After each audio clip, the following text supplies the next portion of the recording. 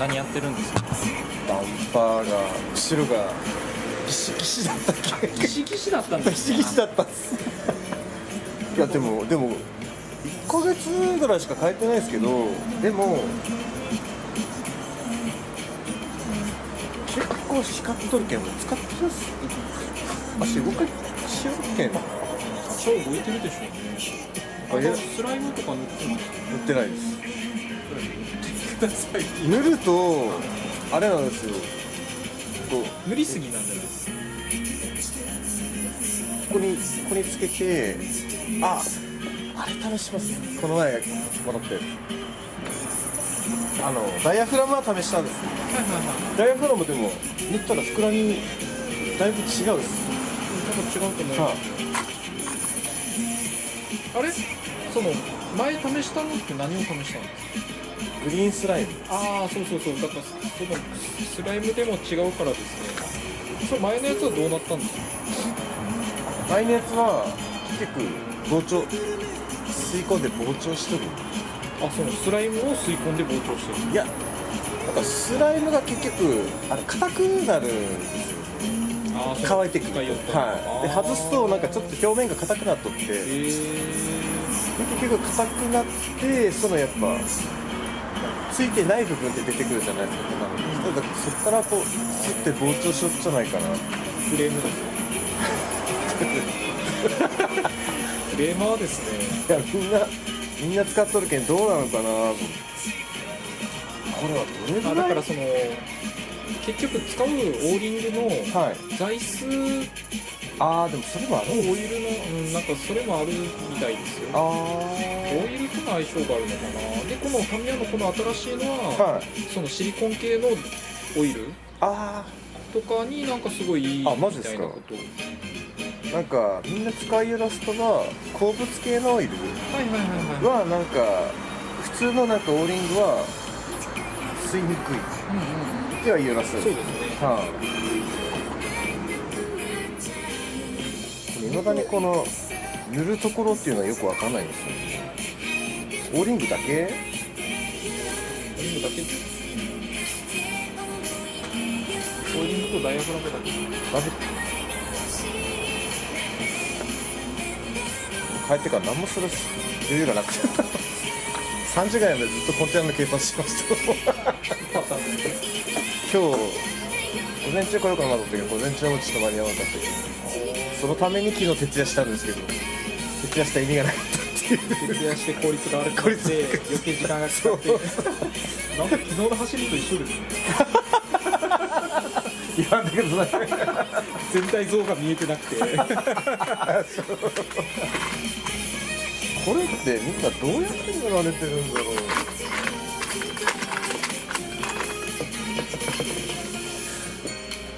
俺はつけてコネコネコネってしよってですけど、僕もそうやってします。それだとつきすぎるんですか？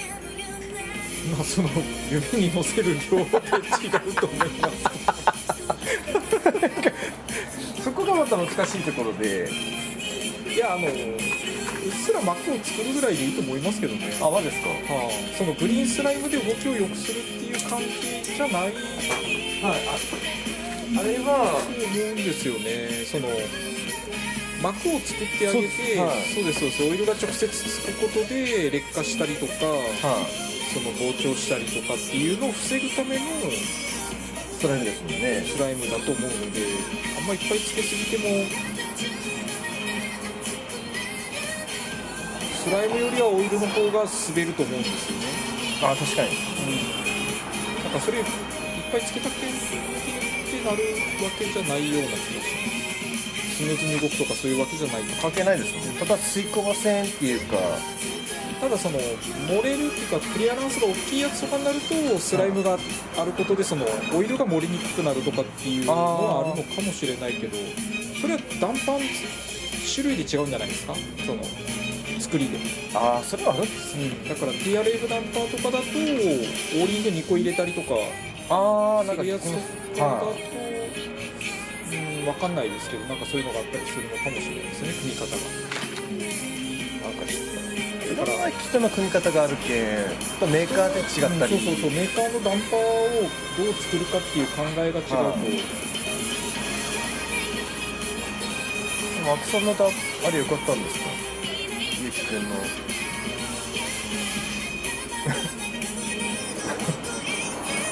いいか悪いかは分かんないですけど、そのハイブリッドのダンパーでやったのと、はい、同じような感じのフィーリングにあなそう変わったっていう感じ。ダンパー自体をまんま比べていい悪いとかっていうのは結局そのダンパーをちゃんと組めてるかどうかなんで、組み方にもよるってそうことそう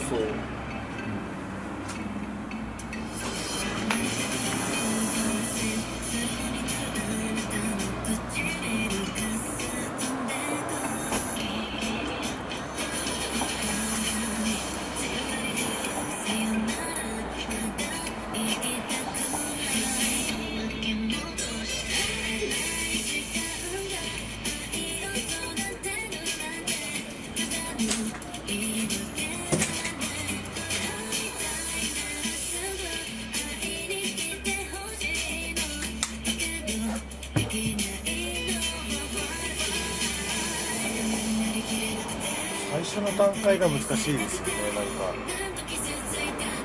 やっぱ新品やけ若干ちょっとバリはないけどバリっぽい感じで硬いのかなっていう、ダンパーがこうオーリング入れてガイド入れてシャフト入れた時にこの動きですよね。これが俺がいつもグリス塗った時はグリスでこうの厚みで圧迫して、でオーリングもちょっとギュッてするけんちょっとぐちゃって潰れる感じになりよったけんグリスに乗らなかったんです。下のキャップをギュッと強く締めすぎてるとかじゃないの？もうこれぐらいで少なってたんです。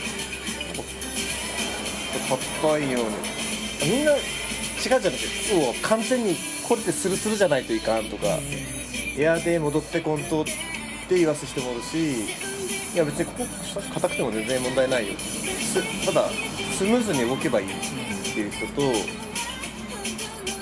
これ見せるとこれ渋いねって言わす人とっておるけん、どれが正解なのかがいまだにわからない。なんかいろんなどうなんですかね、だから塩梅じゃないんですか。そうですよね。スルスル動いたにしても4つバラバラだったらいかんし、バランス、そう4つが同じぐらいの感じで同じぐらいのこの引っかかりがないように動いてくれる、同じぐらいの力で引っかかりがないように動いてくれるっていうのが一番かなと思いますけどね。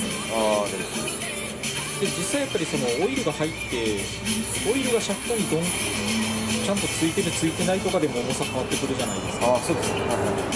だからその状態だったらまあ1本はなんかちょっとオイルが表面にちょっと残っとって、で1本はちょっとオイルが残ってなくてカサカサになっとってだったらもうその時点でそれで動かした時に差が出ます。違いますね。確か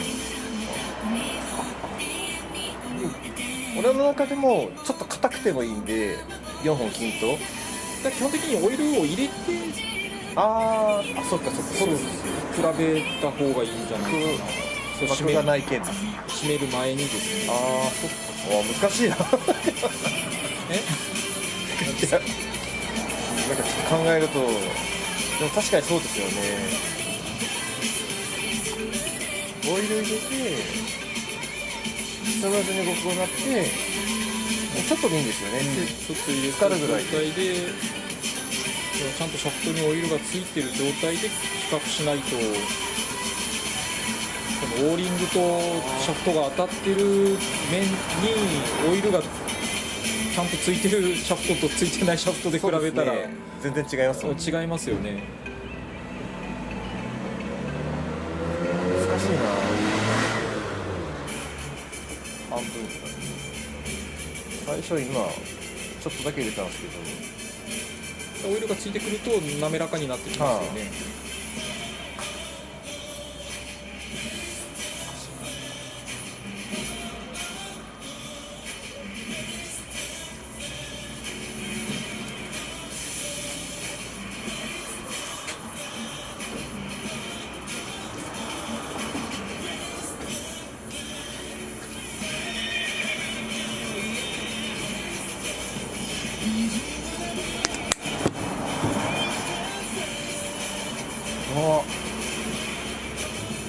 抑えるのと開けたままでも全然圧が違う。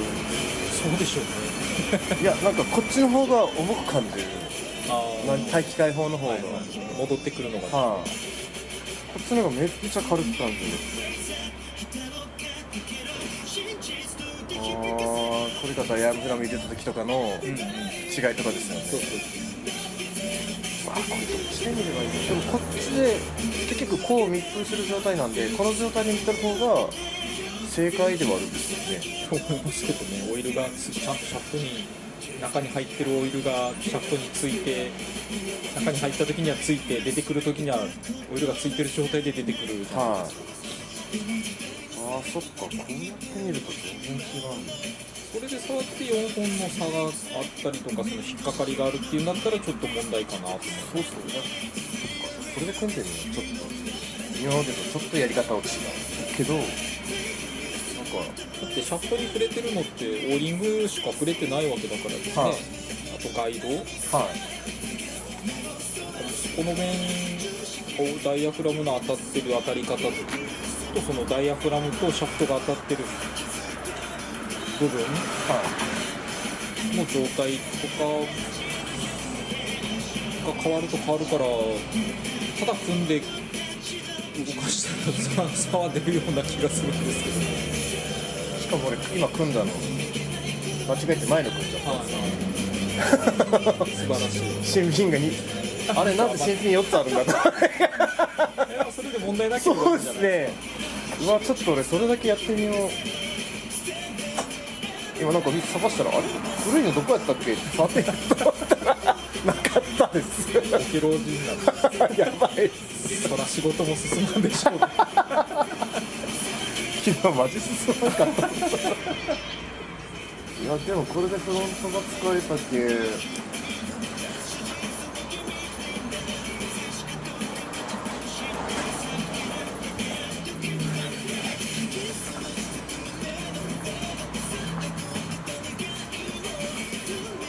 いいですね、作業するのにも寒くなって。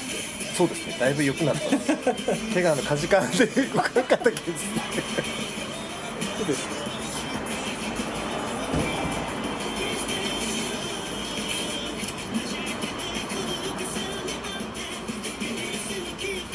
そうだったらまだダイヤフラムスクリーンもそんなに立ってないですもんね。